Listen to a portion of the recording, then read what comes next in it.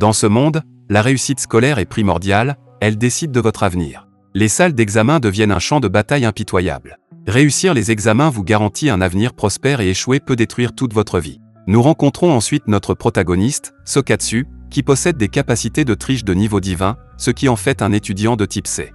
À ses côtés, il y a son coéquipier Kui, une fille qui possède un IQ de niveau divin. Cette paire formée s'inscrit à l'école pour réussir l'examen universitaire national de niveau spécial. Avec un seul objectif en tête, réussir et obtenir suffisamment de pouvoir pour sauver le père de Sokatsu, emprisonné à tort. Sokatsu et Kui commencent leur examen de niveau 1, et on nous présente diverses méthodes de triche. On y voit un étudiant cacher un drone dans son enclos et s'en servir pour tricher. Un autre élève utilise une règle pour refléter les réponses. Dans le coin de la pièce, nous apercevons un mec afro qui utilise une balle de ping-pong pour mettre toutes les réponses dans la pièce. Tout se passe comme prévu, mais tout à coup, la plupart des documents de triche des étudiants sont détruits par le système anti-triche de la salle. Cependant, il ne parvient pas à détruire le drone, qui est sur le point de copier les réponses de Kui, mais un fouet en papier détruit le drone.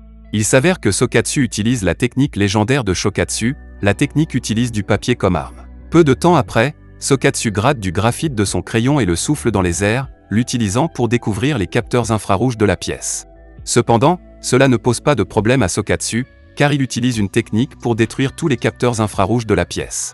Après avoir détruit le système anti-triche, Kui lui signale que les réponses sont complètes et Sokatsu utilise ses lentilles de contact pour améliorer sa vision, copiant ainsi facilement ses réponses. Après avoir été témoin des événements, les autres étudiants se rendent compte que Sokatsu est un ennemi redoutable et ils décident de travailler ensemble pour le faire tomber. En quelques minutes, la pièce devient un champ de bataille, mais Sokatsu déclare qu'ils lui sont tous inférieurs. Il annule leur attaque combinée et commence à les abattre un par un. Sokatsu est attaqué par un étudiant, Jun, qui utilise des insectes venimeux comme arme, mais ils sont interrompus par une voix forte qui les souffle. Il s'avère que c'est l'examinateur qui est fatigué des bouffonneries des étudiants. En un clin d'œil, tous les élèves réalisent qu'ils ont été ligotés par l'examinateur. Sokatsu sort de ses chaînes et attaque le vieil homme, mais il échappe facilement à toutes les attaques de Sokatsu. Déterminé, Sokatsu continue d'attaquer, utilisant du papier comme arme et frappant le vieil homme à la vitesse de la lumière, mais l'examinateur évite toutes ses attaques. L'examen est presque terminé et le vieil homme est sûr de l'échec des élèves, il décide de boire une gorgée de sa gourde pour fêter ça. Il tombe au sol alors qu'il découvre que Sokatsu a secrètement mis l'insecte venimeux de jaune dans la gourde, alors qu'il attaquait. Malheureusement, il ne reste qu'une minute, mais Sokatsu utilise une technique pour copier toutes les réponses de Kui. Sokatsu et Kui passent leurs premiers examens et deviennent étudiants de l'université.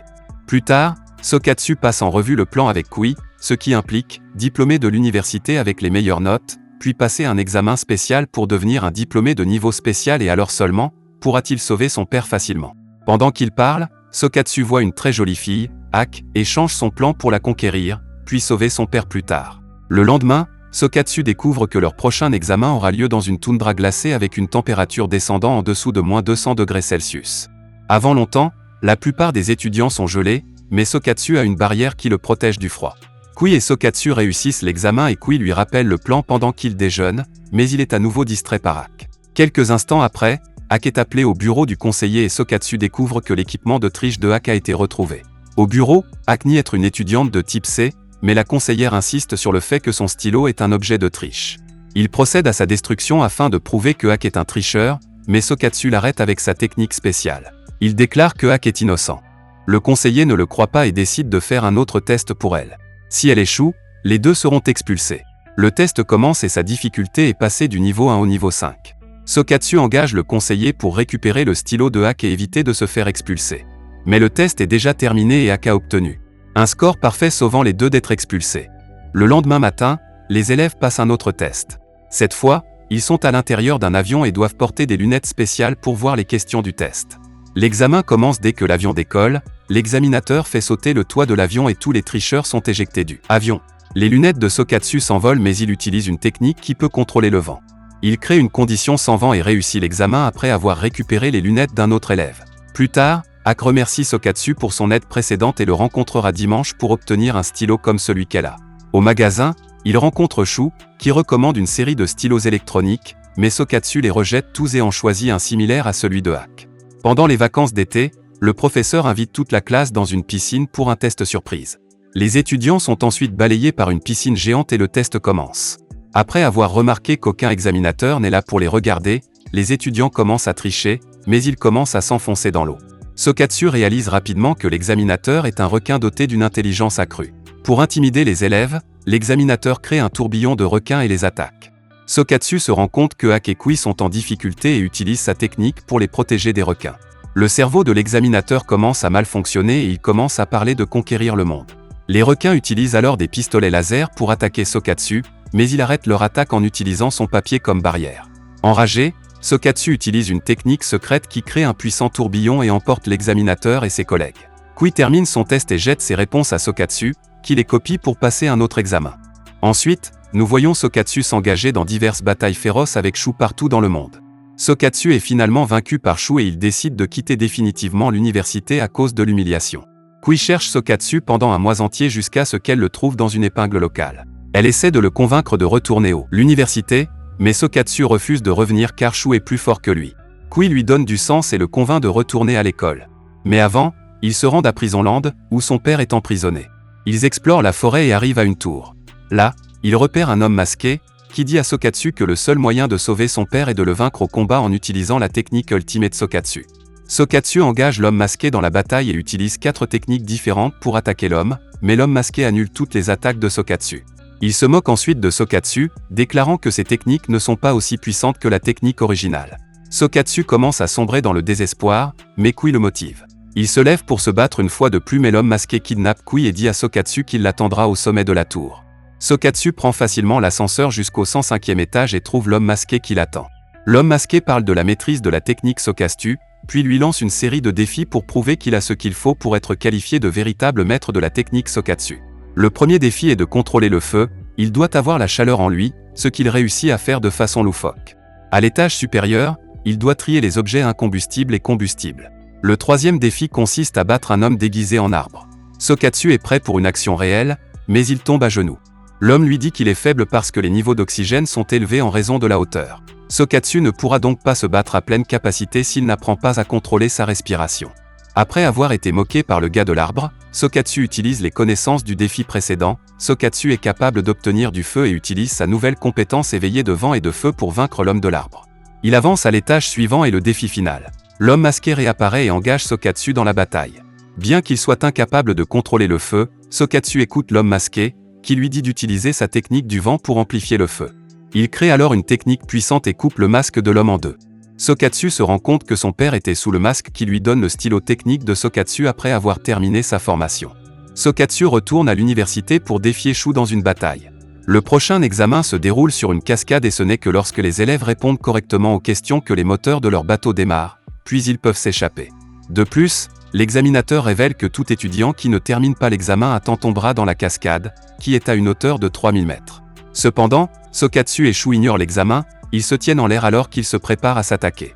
Sokatsu attaque Shu avec du papier et parvient à couper le visage de Shu après plusieurs attaques.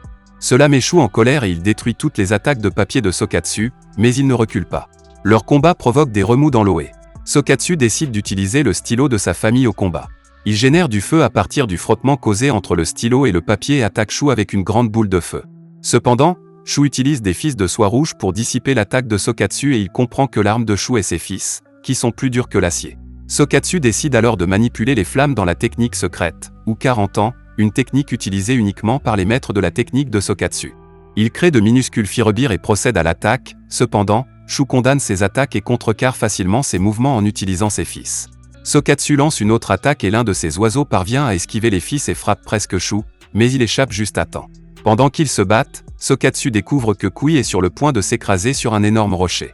Il décide d'arrêter le duel et la sauve en utilisant son pouvoir du vent et sa technique de feu pour détruire le rocher. Malgré la destruction du rocher, Kui conduit toujours son bateau hors de la cascade, forçant Sokatsu à la sauver en utilisant sa technique du vent. Il vole et la rattrape, mais ils continuent de tomber ensemble dans la cascade. Sokatsu s'accroche à Kui alors qu'il continue de descendre, mais il se rend compte qu'il flotte dans les airs après que Shu les ait sauvés en utilisant son fil. Sokatsu le remercie pour son aide et promet de le battre la prochaine fois. Le lendemain, le professeur informe les étudiants que l'examen final du premier semestre commence maintenant. Elle révèle que ceux qui échouent à l'examen seront expulsés de l'école avant de quitter la salle d'examen. Sokatsu s'inquiète pour l'examen car il n'y a pas d'examinateur dans la salle et tous les étudiants décident d'être en alerte car ils pensent que les examinateurs ont quelque chose de prévu. Soudain, toutes les fenêtres commencent à se fermer. Un à la fois et une boule disco géante apparaît au milieu de la pièce. Les étudiants découvrent que leur examinateur est un doubleur célèbre, Katsuhira, qui utilise sa voix pour créer des illusions. Les étudiants essaient de l'attaquer, mais il les manipule pour qu'il tombe éperdument amoureux de lui, en utilisant sa voix. Il met toute la classe sous son charme, leur faisant révéler leurs rêves les plus intimes. Cependant, Sokatsu et ses amis sont capables de résister à sa voix. Convaincu que Sokatsu est un étudiant de type C, Katsuhira concentre ses attaques sur lui. Il commence à submerger Sokatsu avec sa voix, mais Shu vient à son secours et détruit l'onde sonore autour de Sokatsu avec son fil. Shu engage Katsuhira dans la bataille, mais il n'est pas à la hauteur de l'examinateur et il est facilement vaincu par les ondes sonores. Katsuhira reporte alors son attention sur Sokatsu. Mais ces ondes sonores sont incapables de l'atteindre. Sokatsu révèle qu'il a déjà activé une technique de haut niveau, qui crée un grand vide, empêchant la voix de Katsuhira de l'atteindre. Sokatsu lance alors une contre-attaque en utilisant une technique secrète, il bat l'examinateur. Maintenant, il ne reste plus qu'à Sokatsu de dupliquer les réponses de Kui et il passera les examens. Cependant, avant que Sokatsu ne puisse activer sa technique, Wu apparaît et réduit sa copie d'examen, ce qui le surprend. Avec un sourire sur son visage, Wu révèle qu'ils ont peut-être réussi les examens finaux, mais le vrai test est sur le point de commencer. Wu claque des doigts et le sol commence à trembler alors qu'un étrange appareil émerge du sol. Elle active l'appareil et tire sur la Lune, la faisant tomber vers la Terre. Elle révèle que le monde sera détruit dans quelques heures et que le seul moyen d'empêcher que cela se produise est que Sokatsu réussisse le test final. Il s'avère que Wu est un extraterrestre d'une autre planète avec une technologie de pointe et ce test final est de voir si la Terre est devenue assez forte. Elle révèle que si Sokatsu réussit le test final, alors la Terre sera acceptée comme leur égale. Cependant, un échec impliquerait que la Terre est indigne et qu'elle sera détruite. Afin de créer une incitation, Wu capture Haji et menace de la tuer si Sokatsu refuse de participer. Bien qu'ils ne comprennent pas pourquoi une telle importance est accordée à un test, Sokatsu pense que ce sera une promenade dans le parc, mais il ne pourrait pas se tromper davantage. Wu active une barrière qui annule toutes les capacités de Sokatsu car elle révèle que tous les examens précédents devaient observer et identifier ses faiblesses.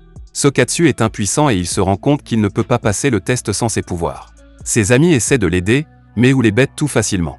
Soudain, tous les professeurs des examens précédents arrivent pour sauver la Terre, mais ils sont tout facilement battus par Wu. La Lune commence à se rapprocher de la Terre et Sokatsu commence à perdre espoir, mais Kui lui remonte le moral et l'informe qu'il n'est pas seul. À ce moment, le bug de Jun coupe l'alimentation de la barrière, tandis qu'Henri distrait Wu. Elle se rend compte qu'elle est tombée dans celle de Shu et Sokatsu est déconcerté par la force de leur amitié. Il retrouve son sang-froid et active sa technique la plus forte. Sokatsu absorbe le feu et le vent dans son corps, se plongeant dans des flammes extrêmement chaudes. Il se transforme en un soleil brûlant et détruit l'appareil tirant la Lune d'un geste de la main et bat Wu dans le processus, sauvant ainsi Hak et le monde. Merci d'avoir regardé. Si vous avez aimé la vidéo et que vous souhaitez aider la chaîne à grandir, laissez un like, un commentaire et abonnez-vous.